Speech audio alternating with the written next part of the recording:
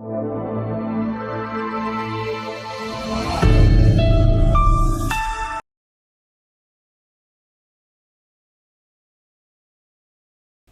है मेरे प्यारे बच्चों, आप सभी का आपकी अपनी हिंदी की कक्षा में। आज हम वाणी श्रृंखला द्वारा प्रकाशित पुस्तक मेरी हिंदी व्याकरण भाग 6 के अन्य पाठों का अध्ययन करेंगे।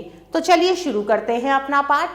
तो चलिए अब हम शुरू करेंगे पाठ संख्या 12 और पाठ का नाम है वाक्य। शब्दों का व्यवस्थित समूह वाक्य कहलाता है। यह भाषा की मूल इकाई है। इसके द्वारा ही भावों एवं विचारों की अभिव्यक्ति होती है।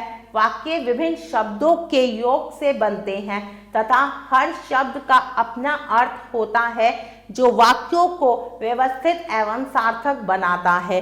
जैसे रीना पढ़ रही है, बच्चे मैदान में क्रिकेट खेल रहे हैं। सार्थक शब्दों का व्यवस्थित समूह जो किसी भाव एवं विचार को पूर्णता व्यक्त कर सकता है वाक्य कहलाता है। वाक्य के अंग। वाक्य के 2 अंग होते हैं, उद्देश्य, विधेय। उद्देश्य वाक्यों में जिसके बारे में कुछ कहा जाए या जो क्रिया करता है उसे उद्देश्य कहते हैं।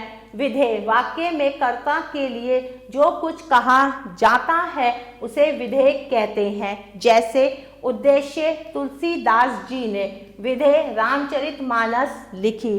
राहुल खेल रहा है। वाक्य के भेद। वाक्य को 2 आधारों पर बांटा गया है, अर्थ के आधार पर, रचना के आधार पर। अर्थ के आधार पर। अर्थ के आधार पर वाक्य 8 प्रकार के होते हैं। विधानवाचक वाक्य, निषेधवाचक वाक्य, आज्ञावाचक वाक्य, प्रश्नवाचक वाक्य, इच्छावाचक वाक्य, संदेहवाचक वाक्य, संकेतवाचक वाक्य और विस्मयादिबोधक वाक्य। विधानवाचक वाक्य वह वाक्य जिनमें क्रिया के करने अथवा होने का सामान्य कथन हो, उन्हें विधानवाचक वाक्य कहते हैं। जैसे सूर्य पूर्व से निकलता है, नेहा पुस्तक पढ़ती है।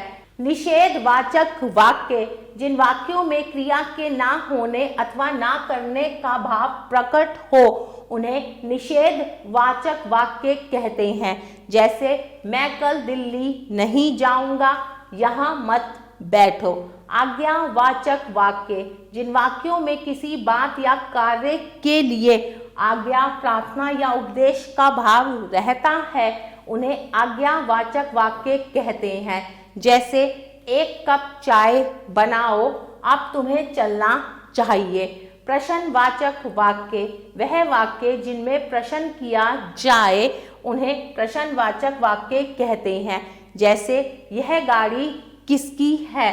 कपिल तुम कब आ रहे हो? इच्छावाचक वाक्य जिन वाक्यों में इच्छा, आशा, कामना, आशीर्वाद आदि का भाव प्रकट होता है, उन्हें इच्छावाचक वाक्य कहते हैं। जैसे आपकी यात्रा मंगलमय हो, ईश्वर तुम्हारा भला करे। संदेहवाचक वाक्य जिन वाक्यों में संदेह या संभावना प्रकट हो, उन्हें संदेहवाचक वाक्य कहते हैं। जैसे शायद कल वर्षा हो जाए।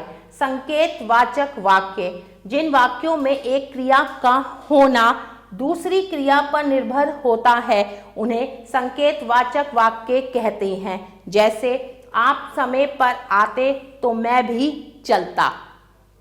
विस्मयादिवाचक वाक्य जिन वाक्यों में विस्मय, हर्ष, शोक, घृणा आदि के भाव प्रकट होते हैं, उन्हें विस्मयादिवाचक वाक्य कहते हैं। जैसे वह कितना सुंदर दृश्य है, हाय बेचारे को चोट लग गई। रचना के आधार पर। रचना के आधार पर वाक्य 3 प्रकार के होते हैं, सरल वाक्य, संयुक्त वाक्य, मिश्रित वाक्य। सरल वाक्य जिन वाक्यों में एक उद्देश्य और एक ही विधेय हो, वे सरल वाक्य कहलाते हैं। जैसे महात्मा गांधी महान नेता थे, सीमा फल खरीदने बाजार गई। संयुक्त वाक्य जब एक से अधिक सरल वाक्य समुच्चय बोधकों द्वारा आपस में जुड़ते हैं, तब वे संयुक्त वाक्य कहलाते हैं। जैसे रचना बीमार थी इसलिए स्कूल नहीं जा सकी।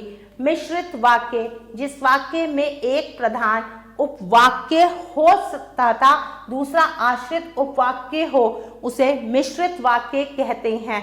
जैसे जो मधुर बोलता है वह सबका प्रिय होता है। तो चलिए हमने जो भी इस पाठ में पढ़ा आओ दोहराएं। शब्दों के व्यवस्थित समूह को वाक्य कहते हैं। वाक्यों के दो अंग हैं, उद्देश्य, विधेय। वाक्यों को दो आधारों पर बांटा गया है, अर्थ के आधार पर, रचना के आधार पर। अर्थ के आधार पर वाक्य 8 प्रकार के होते हैं। विधानवाचक, निषेधवाचक, आज्ञावाचक, प्रश्नवाचक, इच्छावाचक, संदेहवाचक, संकेतवाचक, विस्मयादिबोधक। रचना के आधार पर वाक्य 3 प्रकार के होते हैं, सरल वाक्य, संयुक्त वाक्य, मिश्रित वाक्य। प्यारे बच्चों, इस पाठ का अभ्यास कार्य आप स्वयं करेंगे। प्यारे बच्चों, आशा करती हूँ आपको यह पाठ अच्छे से समझ आया होगा। हम पुनः फिर मिलेंगे एक नए पाठ के साथ। तब तक के लिए आभार।